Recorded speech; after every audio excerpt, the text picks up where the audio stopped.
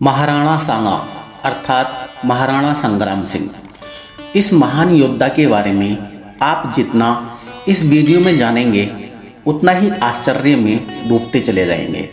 लगभग 100 युद्ध और अधिकांश में विजय, शरीर के हर अंग पर युद्ध के चिन्ह सजाए इस रणकेसरी को खंडहर सैनिकों का भग्नावशेष आदि कहा गया है।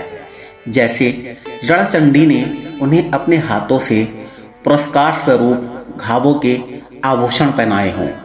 एक योद्धा की आंख चली गई, किसी दूसरे युद्ध में एक पैर नाकाम हो गया, फिर भी वह लड़ता रहा। किसी युद्ध में एक हाथ कट गया, फिर भी वह उसी उत्साह के साथ लड़ता रहा, जैसे युद्ध नहीं उसकी पूजा हो, तपस्या हो।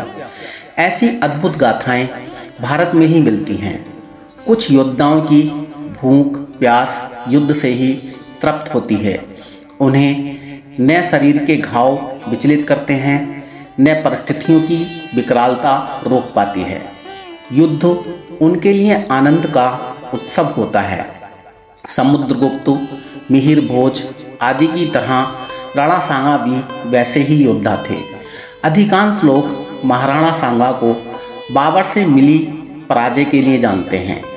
वामपंथी जिहादी इतिहासकार उन्हें लुटेरे बाबर को भारत पर आक्रमण के लिए आमंत्रित करने में पंजाब के शासक दौलत खां लोदी के बराबर जिम्मेदार बताते हैं। यह वस्तुतः भारत की वामपंथी शिक्षा व्यवस्था का दिवालियापन है। राणा सांगा खुद दिल्ली के सुल्तान इब्राहिम लोदी को 2 बार हरा चुके थे। उन्हें किसी बाहरी लुटेरे के सहयोग की क्या आवश्यकता थी। इब्राहिम लोदी का रिश्तेदार दौलत खां लोदी दिल्ली की सत्ता पाना चाहता था, इसलिए उसने लुटेरे बाबर को आमंत्रित किया था और इसके लिए उसने राणा सांगा से सहायता मांगी थी और राणा ने दौलत खां लोदी और बाबर का सहयोग करने का वचन दिया था। पर जब राणा सांगा ने बाबर को खुद ही दिल्ली पर अधिकार कर सत्ता हथियाने के लिए अग्रसर देखा तो उन्होंने उसकी कोई सहायता नहीं की, बल्कि भारत की भूमि से उस लुटेरे आक्रमणकारी को भगाने के लिए हिंदू राजाओं और मुस्लिम शासकों के सहयोग से विशाल सेना संगठित की और बाबर से युद्ध किया। वास्तव में महाराणा सांगा को याद किया जाना चाहिए दिल्ली की सल्तनत के इब्राहिम लोदी को 2 बार हराने के लिए, गुजरात सल्तनत वाले मुजफ्फर शाह को पराजित करने के लिए। उन्हें याद किया जाना चाहिए मालवा के शासक महमूद खिजली को पराजित कर 3 महीने तक बांधकर रखने के लिए, मालवा से जजिया समाप्त करने के लिए, बयाना के युद्ध में बाबर को पराजित करने के लिए। उन्हें याद किया जाना चाहिए बर्बर आतंकियों के विरुद्ध भारतीय शक्तियों का एक मजबूत संघ बनाने के लिए। मेवाड़ के राणा सांगा ने मुस्लिम सेनापति की बेटी मेरुनिसा से शादी की। इसके अलावा उन्होंने 3 और मुस्लिम लड़कियों से शादी की। अपराजित योद्धा के तौर पर पहचाने जाने वाले महाराणा कुंभा ने भी जागीरदार वजीर खां की बेटी से शादी की। महाराणा सांगा की मृत्यु की कहानी भी अद्भुत ही है। कहते हैं कि उन्हें उनके सामंतों ने ही विष दे दिया था। क्योंकि खानवा के युद्ध में बाबर से पराजित होने के तुरंत बाद ही उन्होंने पुनः युद्ध की तैयारी शुरू कर दी थी। वह भी तब जब उनका शरीर पूरी तरह से जर्जर हो चुका था। बुरी तरह घायल होने और सेना और सहयोगियों का समर्थन खो देने के बाद भी युद्ध में उतर जाने का साहस युगों में से किसी एक के भीतर होता है। किसी योद्धा को रोकने के लिए उसके प्रिय लोगों को ही उसे विष देना पड़े तो आप राष्ट्र के प्रति उसकी भावनाओं का अंदाजा लगा सकते हैं। योद्धा का आकलन उसकी राजनीतिक, कूटनीतिक विजयों पराजयों से कम उसके शौर्य से अधिक होना चाहिए। उसमें राष्ट्र के लिए लड़ने का जुनून कितना है। कोई भी राष्ट्र किसी एक युद्ध में हार जाने से समाप्त नहीं होता। राष्ट्र पराजित होता है तब जब उसके नायकों का शौर्य चूक जाता है। हजार वर्षों के संघर्ष की यात्रा में भारत अनेक युद्ध हारा है, पर उसके नायकों का शौर्य, संघर्ष और राष्ट्र के प्रति निष्ठा कभी पराजित नहीं हुई। यही कारण है कि भारत हार कर भी जिंदा है, वरना दर्जनों राष्ट्र इतिहास में अपना अस्तित्व खो चुके हैं। अपने पराक्रम के लिए प्रसिद्ध मेवाड़ के राणा सांगा 1508 में मेवाड़ के उस सिंहासन पर बैठे जिसे कभी प्रतापी महाराणा कुंभा ने सुशोभित किया था और जिन्होंने मालवा के सुल्तान को परास्त किया था। ये वही महाराणा कुंभा थे जिनकी यशोगाथा की साक्षी कुंभलमेर के विशाल किले की प्राचीरें रही हैं। राणा सांगा ने भारतीय इतिहास के अत्यंत गंभीर अवसर पर इतिहास के रंगमंच पर कदम रखा था। उन्हें हिंदूपत अर्थात हिंदुओं का प्रमुख कहा जाता था। जब 16वीं सदी के शुरुआती दशकों में दिल्ली के अफगान सुल्तान कमजोर हो रहे थे, राजपुताना में राणा सांगा के नेतृत्व में हिंदू राजाओं का एक विशाल संगठन उभर रहा था जो दिल्ली में अफगान सत्ता को खत्म करके हिंदुओं की सत्ता स्थापना करना चाहता था। देशभक्ति, कर्तव्यनिष्ठता, उदारता और शौर्य जैसे गुणों के लिए और साथ ही एक शक्तिशाली मेवाड़ रियासत के प्रमुख के रूप में भारत में राणा सांगा की अलग ही प्रतिष्ठा थी। वे मेवाड़ के सबसे महान महाराणा थे। उनके शासनकाल में मेवाड़ राज्य शक्ति और समृद्धि के सर्वोच्च शिखर पर पहुंच गया था। उन्हें मेवाड़ की प्रतिष्ठा का कलश माना जाता था। राणा सांगा अदम्य साहसी थे। एक भुजा, एक टांग और एक आंख होने और कई जख्म खाने के बावजूद भी वे महान पराक्रमी थे। महाराणा सांगा ने सिकंदर लोदी के समय ही दिल्ली के अधीनस्थ इलाकों पर अधिकार करना शुरू कर दिया। सिकंदर लोदी के उत्तराधिकारी इब्राहिम लोदी ने 1517 ईस्वी में मेवाड़ पर आक्रमण कर दिया।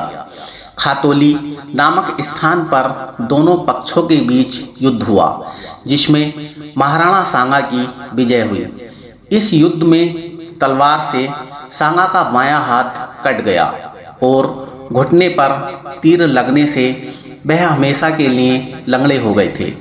खतौली की पराजय का बदला लेने के लिए 1518 में इब्राहिम लोदी ने मियां माखन की अध्यक्षता में महाराणा सांगा के विरुद्ध एक बड़ी सेना भेजी, परंतु हार का सामना करना पड़ा। इन विजयों के परिणाम स्वरूप राणा सांगा संग्राम सिंह के राज्य की सीमा आगरा के पास तक पहुंच गई। इब्राहिम लोदी का मान मर्दन करने से राणा सांगा की विजय गाथा की चर्चा सारे उत्तरी भारत में हुई, लेकिन यह गाथा यहीं खत्म नहीं हुई। सन 1519 में सुल्तान महमूद मेदिनी राय पर आक्रमण के लिए रवाना हुआ। इस बात की खबर लगते ही राणा भी एक बड़ी सेना के साथ गागरोन पहुंच गए। यहाँ लड़ाई में सुल्तान की बुरी तरह से पराजय हुई। सुल्तान का पुत्र आसफ खां इस युद्ध में मारा गया तथा वह स्वयं घायल हुआ। महाराणा सांगा सुल्तान को अपने साथ चित्तौड़ ले गए, जहां सांगा ने उन्हें 3 महीने कैद में रखा था। इस युद्ध में विजय प्राप्त करने से चंदेरी के किले के अलावा मालवा के अधिकांश हिस्सों पर राणा का कब्जा हो गया। मालवा में अपनी सत्ता स्थापित करने के बाद राणा सांगा ने मेदिनी राय को हिंदुओं पर लगाए जा रहे जजिया कर को खत्म करने का आदेश दिया। राजपुताने पर एक छत्र राणा सांगा ने अपने राजनीतिक कौशल और सैन्य प्रतिभा से सभी राजपूत राज्यों को संगठित किया और उन्हें एक छतरी के नीचे ले आए। उन्होंने अपना प्रभुत्व उत्तर में सतलज नदी से दक्षिण में नर्मदा नदी तक और पश्चिम में सिंधु नदी से लेकर पूर्व में बयाना भरतपुर तक विस्तृत कर लिया था। इस प्रकार उस जमाने में भारत में उनका हिंदू साम्राज्य काफी बड़ा था। इतने बड़े इलाके में राणा सांगा के अलावा एक ही हिंदू राज्य था, दक्षिण का विजयनगर साम्राज्य, जो गोदावरी से लेकर कन्याकुमारी तक फैला हुआ था। बाबर अपने संस्मरण बाबरनामा में राणा सांगा को सबसे शक्तिशाली शासक बताता है, जिसने अपनी तलवार के बल पर ऊंचा स्थान हासिल किया था। कर्नल टोड के अनुसार उनके पास 80,000 घोड़े, ऊंचे दर्जे के 7 राजा व 9 राव और 104 रावल थे। 500 हाथी उनकी सेना में थे। मारवाड़ और अंबेर उन्हें सम्मान देते थे और ग्वालियर, अजमेर, सीकरी, रायसेन, कालपी, चंदेरी, बूंदी, गागरोन, रामपुरा और आबू के राजा उन्हें अपना अधिकारी मानते थे। बाबर ने अपनी कम सेना के बावजूद पानीपत के युद्ध में दिल्ली के सुल्तान इब्राहिम लोदी की विशाल सेना को पराजित किया और दिल्ली, आगरा पर कब्जा कर लिया था। राणा सांगा जैसे वीर और महत्वाकांक्षी योद्धा ने इस विदेशी आक्रांता को देश से बाहर निकालने का संकल्प किया और सभी राजपूतों के सहयोग से एक शक्तिशाली सेना जुटाई। राणा ने बयाना पर आक्रमण किया और वहां के गवर्नर मेहंदी ख्वाजा को हराकर बयाना के किले में बंद रहने के लिए मजबूर कर दिया। राणा के साथ बहुत से शक्तिशाली सरदार हो लिए, जिनमें रायसेन का सिलहदी हसन खां मेवाती और इब्राहिम लोदी का भाई महमूद लोदी भी था। राणा ने मान लिया कि बाबर पर विजय हासिल करने के बाद महमूद लोदी को चित्तौड़ के प्रतिनिधि के रूप में दिल्ली का सिंहासन सौंप दिया जाएगा। अब बाबर ने एक सैनिक टुकड़ी बयाने की सहायता के लिए भेजी, लेकिन वहां के दुर्ग रक्षकों से मुठभेड़ में बाबर की सेना कामयाब नहीं हो सकी और घबराकर भाग खड़ी हुई। पराजित सैनिकों ने वापस लौटने पर राजपूतों के शौर्य, साहस और वीरता के किस्से बाबर को सुनाए। इस समय तक बाबर सीकरी पहुंच चुका था, जहां राणा सांगा पहले ही खानवा के पास एक पहाड़ी तक चढ़ आए थे। खानवा वर्तमान भरतपुर राज्य का एक गांव था। यह आगरा के पश्चिम में 37 मील और सीकरी से 10 मील दूर था। बाबर ने 1500 सैनिकों का एक दल शत्रु की स्थिति का निरीक्षण करने के लिए भेज दिया। ये भी बुरी तरह पराजित हुए और वहां से खदेड़ दिए गए। अब बाबर एक अत्यंत विषम स्थिति में पड़ गया था। उसकी सेना घबरा गई थी और राजपूतों के पराक्रम से भयभीत होने लगी थी। इसी बीच काबुल के ज्योतिषी मोहम्मद शरीफ ने बाबर को बताया कि मंगल का तारा सामने है, इसलिए बाबर की फौज की जरूर हार होगी। इसे मुगल सेना और घबरा गई और वापस लौटने की बात करने लगी। बाबर के लिए यह जरूरी हो गया था कि वह अपने साथियों का किसी तरह से साहस बढ़ाए। उसने राणा सांगा के खिलाफ जिहाद का नारा दिया। बाबर की ये युक्तियां कारगर साबित हुईं और सैनिकों में उत्साह का संचार हुआ। एक निर्णायक संघर्ष खानवा में दोनों सेनाएं एक दूसरे के सामने थी। 16 मार्च 1527 को प्रातः 9 बजे लड़ाई शुरू हुई। राजपूतों के लिए मुगलों का तोपखाना भयंकर सिद्ध हुआ। 20 घंटे चले इस भयानक युद्ध में बाबर विजयी हुआ। राणा सांगा घायल हो गए और उनके अनुगामी ने उन्हें बसवा नामक सुरक्षित स्थान पर ले गए। राणा सांगा के सहयोगी हसन मेवाती और अन्य प्रमुख सरदार वीरगति को प्राप्त हुए, लेकिन महमूद लोधी साफ बचकर निकल गया। जब गंभीर रूप से घायल राणा सांगा की चेतना लौटी तो उन्हें बहुत निराशा हुई और उन्होंने खुद को रणथंभौर के महल में बंद कर लिया। उस समय बाबर ने खानवा से चलकर चंदेरी पर घेरा डाल रखा था। राणा सांगा ने तय किया कि वे बाबर से मुकाबला करने चंदेरी रवाना होंगे, लेकिन राणा के साथी सरदार अब युद्ध के लिए तैयार नहीं थे और उन्होंने युद्ध से बचने के लिए राणा सांगा को जहर दे दिया। इसी जहर से 30 जनवरी 1528 को राणा सांगा का निधन हो गया था। उनका अंतिम संस्कार मांडलगढ़ में हुआ। उधर बाबर ने राणा सांगा के निधन के एक दिन पहले ही चंदेरी के किले पर अधिकार कर लिया था। राणा सांगा का अंत तो हो गया, लेकिन राजपूतों के शौर्य ने बाद में भी एक से अधिक बार शत्रुओं को चुनौती दी। राजपूत कुछ साल में फिर उठ खड़े हुए और गुजरात के बहादुर शाह तथा दिल्ली के शेर शाह को उनसे मुकाबला करना पड़ा। जोधपुर के घेरे में तो राजपूतों ने शेर शाह से हुए युद्ध में इतनी वीरता प्रदर्शित की कि शेर शाह को लगा वह हार जाएगा और साम्राज्य उसके हाथ से निकल जाएगा।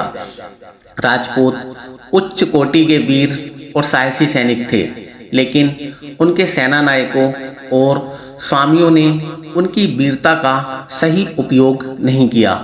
न उन्हें बेहतर घोड़े दिए, न उम्दा शस्त्र दिए और न ही विदेशों में अपनाए जा रहे युद्ध के नए तरीकों और आविष्कारों का उपयोग किया।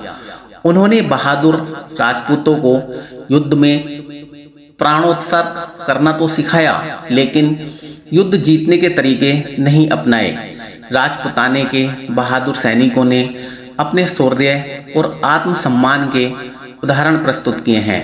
महिलाएं भी उनसे पीछे नहीं हैं। तभी तो राजपूत वीरांगनाएं युद्ध क्षेत्र में अपने पति के प्राणोत्सर्ग को उनकी पराजय से शेषकर मानते हुए डिंगल भाषा में यह कहने का साहस कर सकती थी।